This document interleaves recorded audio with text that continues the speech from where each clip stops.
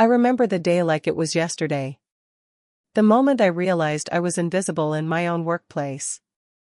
My boss had just announced a major promotion, and I waited, heart pounding, thinking it might finally be my turn. But he didn't look at me. Not once. He smiled at someone else, a new hire, someone who had only been in the company for a few weeks. He called her name with excitement, congratulating her, praising her for fit and potential. And there I was, standing quietly in the corner, wondering if I had somehow been erased. It wasn't just disappointment. It was betrayal. Not personal, not dramatic, it was subtle, calculated, and humiliating. For years, I had given everything to this company. Late nights, early mornings, endless projects. Every report polished, every presentation flawless. And yet, here I was, replaced, not by someone better, but by someone who knew how to flatter, how to charm, how to get noticed. As I walked back to my desk that day, my mind was spinning. I could feel my chest tighten, a mix of anger and disbelief. What had I done wrong? Why wasn't I enough? Then I realized something important. This wasn't about me. It was never about me. It was about favoritism, about appearances, about playing the office game. And that's when I decided I wasn't going to stay invisible. I wasn't going to beg for recognition. If he wanted to choose favorites, he would soon learn that ignoring true talent has consequences. And what happened next? That's a story that left him, and everyone else in the office, speechless. My name is Emma Wilson, and I will explain you in this story what happened afterwards.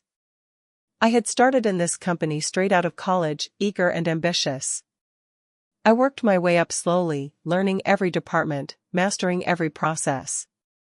People noticed my dedication, sometimes too much. I wasn't flashy.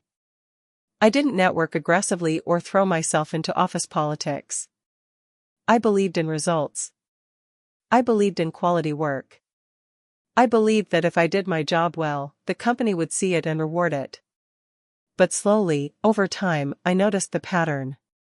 My boss had favorites. The ones who laughed at his jokes, the ones who flattered him at meetings, the ones who knew when to say exactly the right thing. And I was the quiet one. The dependable one. The one who got the work done but never called attention to herself. I tried to ignore it. I told myself, keep doing good work. It will pay off. But deep down, it stung. Watching someone with far less experience walk past me in recognition, it burned. And it wasn't just promotions. I was given fewer opportunities for high-profile projects. My ideas in meetings were often ignored until someone else repeated them. My voice, once confident, started shrinking inside me. By the time the promotion came, I already knew what was going to happen. I just didn't know how humiliating it would feel to see it happen in front of the entire office. But humiliation has a strange power. It either breaks you, or it lights a fire inside you. And for me, it was the fire. The day the promotion was announced, I watched the office cheer for her. My boss patted her on the back, praised her as the rising star, the one with the perfect attitude, the future of the company. I forced a smile. Clapped politely. Said, "Congratulations." But inside, my thoughts were racing. I felt betrayed. Not by her, she had done nothing wrong, but by the system, by my boss, by the very person who was supposed to recognize hard work. I wanted to say something. Confront him. Ask why he didn't choose me. But I held back. Because in moments like this, reactions matter. And acting impulsively would only confirm what he already believed, that I was emotional, unfit, complaining. So I stayed quiet. Sat at my desk. Worked. Watched. And observed. I noticed how he treated the favorites. They got better opportunities, more praise, even personal favors. And I noticed the cracks too, how easily mistakes were ignored for them, how their arrogance sometimes created friction with clients and colleagues. It was clear, favoritism might look like an advantage now. But it was fragile. And if I wanted to regain control, I needed a plan. A quiet, untraceable plan. I didn't rush.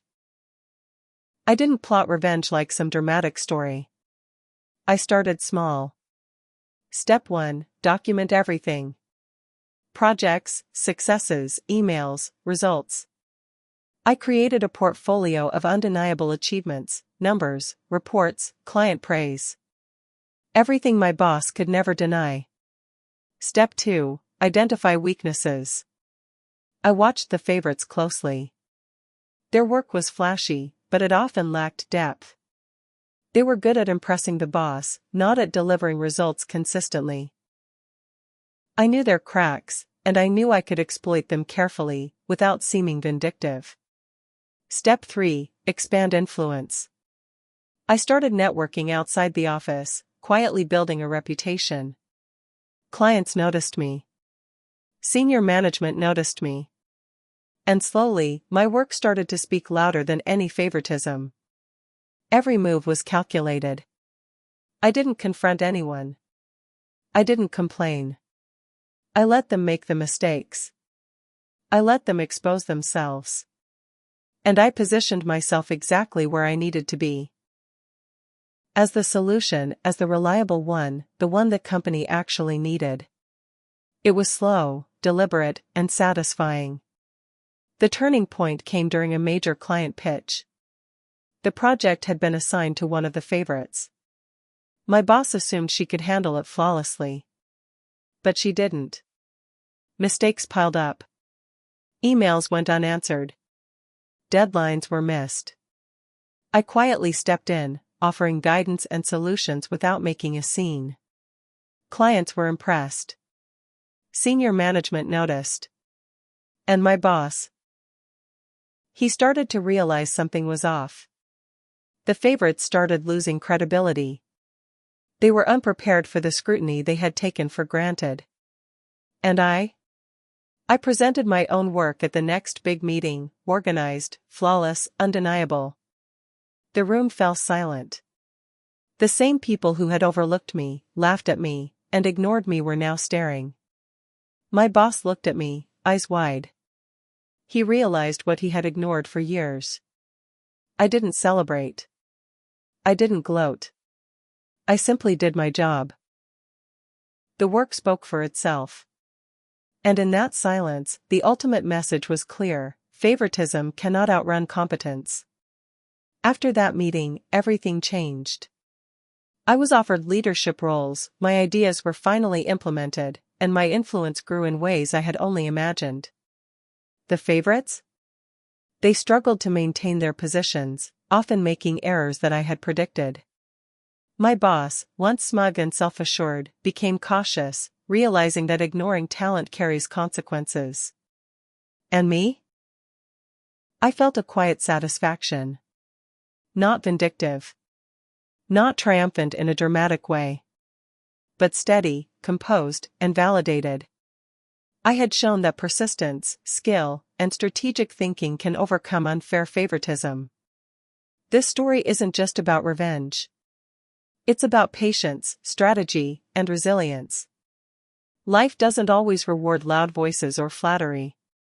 Often, quiet competence is overlooked, undervalued, and underestimated. But when you are consistent, diligent, and smart about how you navigate betrayal or favoritism, results eventually speak louder than any praise or criticism. Favoritism might win a moment, but competence, patience, and quiet planning win the long game. Today, I look back and feel no anger. No bitterness. I understand why favoritism exists. I understand why I was overlooked. But I also understand my own worth. I don't measure myself by approval. I measure myself by results. By integrity. By the impact I create quietly, without needing validation. And in that, I found something even greater than recognition. I found peace. Because the real victory wasn't exposing favoritism or humiliating anyone. The real victory was proving to myself that I was unstoppable, without compromising who I am.